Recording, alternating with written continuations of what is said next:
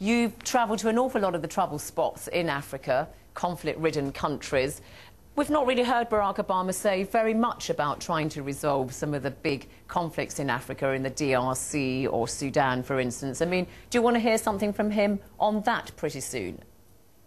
I hope that in this speech today he will touch on that particular blight on the African continent, because Africa is disproportionately represented in the sphere of conflict.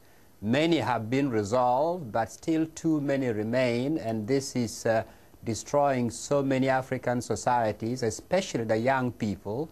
So I hope that he touches on this, in addition to discussion about free elections, fighting corruption, and ensuring good economic policies for African people. OK, let's get the view now from Africa itself and go to Johannesburg, where Kofi Kwako, who's a lecturer in international relations at the University of the Witwatersrand in South Africa, is there. Now, Kofi, are you all a little bit miffed in South Africa that there you are, this economic giant of the continent, and you've got obviously Nelson Mandela, the icon not only of Africans but of so many people in the world? Would you have liked to have seen Barack Obama come to South Africa? Of course, indeed, we would have liked to see him, but we know he's going to be here next year, so we're really still thrilled. We're happy that he's on the continent, but most important that he's bringing a message of not only hope, but potentially something that can change the continent and mentality and in doing things.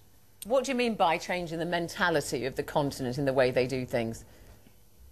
The first thing is, I think we're focusing, and most leaders in the West and people coming to Africa have got the wrong interlocutors, which means they're talking to the wrong people. Simply, they have to talk to the youth. The youth are the future of Africa, and they haven't done enough effort, put enough effort to change that youth and give it that hope that's necessary to sort of embed the idea that Africa needs to have a fresh coat of leaders. And that fresh coat of leaders should come from the youth.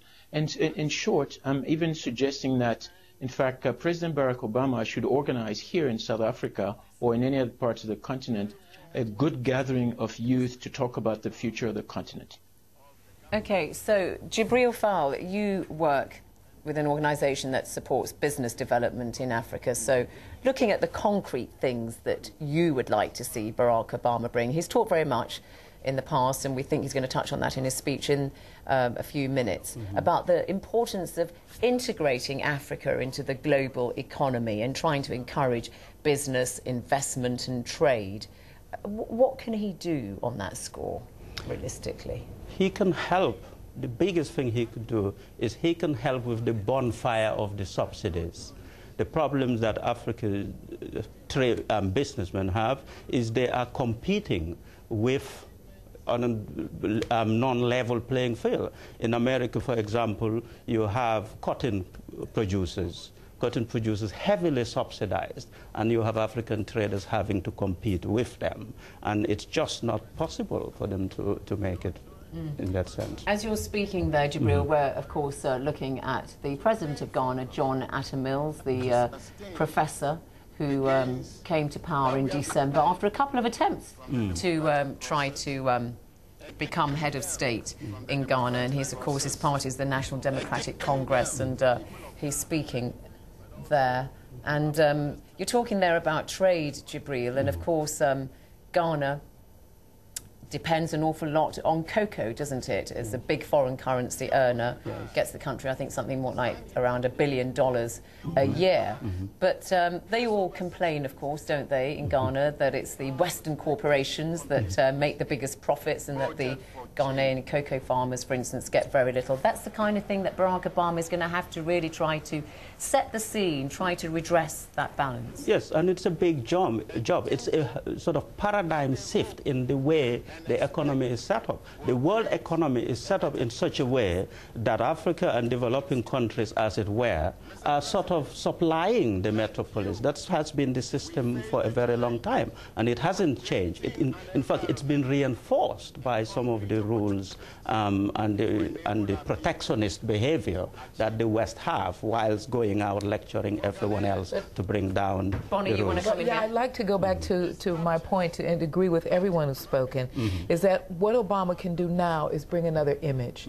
That's the most important thing for Africa, is another image of the continent, and to show it as a place, as a first of all, as a continent. So many Americans see Africa as a kind of a country, which is very bizarre, but we tend to. Now we're going to see in his visit a nation with different levels of development, different issues, but a functioning nation amongst many nations. And Obama will be able to bring that story to America. It's very important. Let's put that point there to Kofi Kwaku in South Africa. So, Kofi, South Africa obviously is the economic giant, the powerhouse of sub-Saharan Africa. Does it feel that it is in a kind of unique position to work bilaterally and also across the continent with the United States to try to bring about improvements on those things that we're talking about there, business, trade, investment? Yes, indeed. South Africa is in a really rather extremely good position to do so.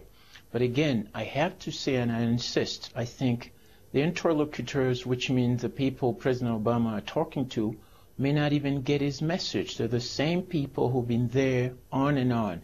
He should, while he's talking to them, find new people, fresher group of people who've been dismissed out of the conversation on the future of Africa, to look at things like the role of the young people in the development of the continent. If you look at the unemployment rate right across the African continent, it's probably one of the highest in the world.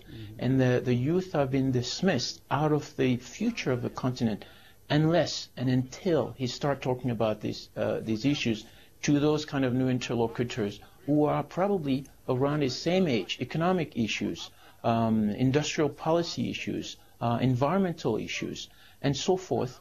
I think we'll still have a hard time to move.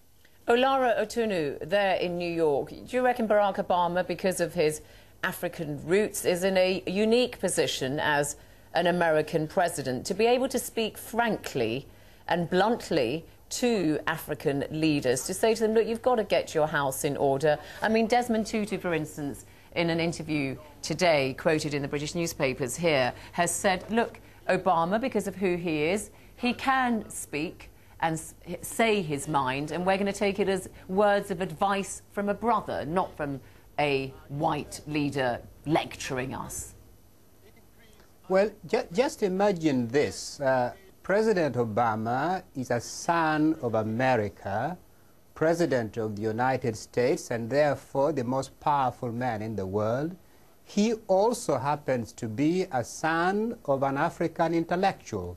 So there's a sense of homecoming, a sense in which Africans receive message from him in a way they've never before received from a foreign leader. So yes, he can say things which no other American president has said before, and he can provide the kind of moral political leadership which has not been given before. He has a unique bully pulpit, a unique moral authority with which to provide leadership in Africa.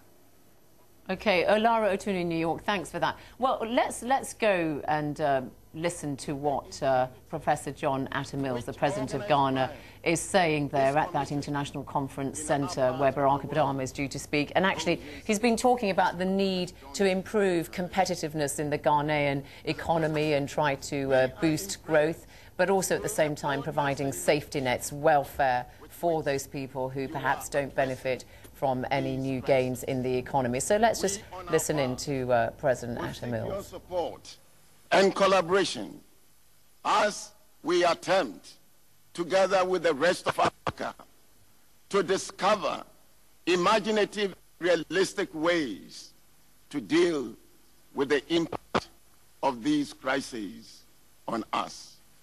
Mr. President,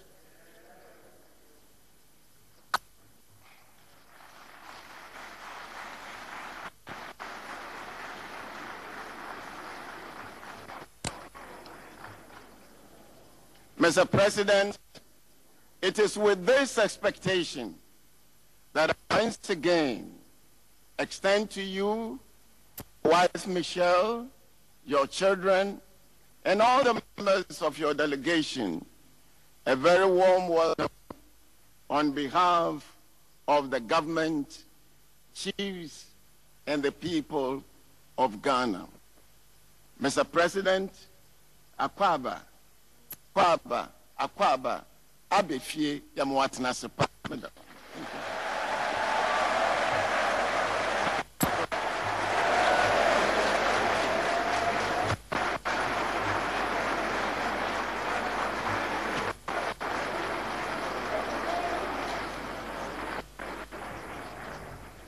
Professor John Atta Mills there, the President of Ghana, welcoming Barack Obama and his family, and he was making a speech there ahead of Barack Obama's expected keynote speech that he's making to those gathered dignitaries there, made up mostly of Ghanaian parliamentarians. And the lady you see there sitting between Barack Obama and Professor Atta Mills is the Speaker of the Ghanaian Parliament, Mrs. Joyce Adeline Bamford Addo. Let's hear her now.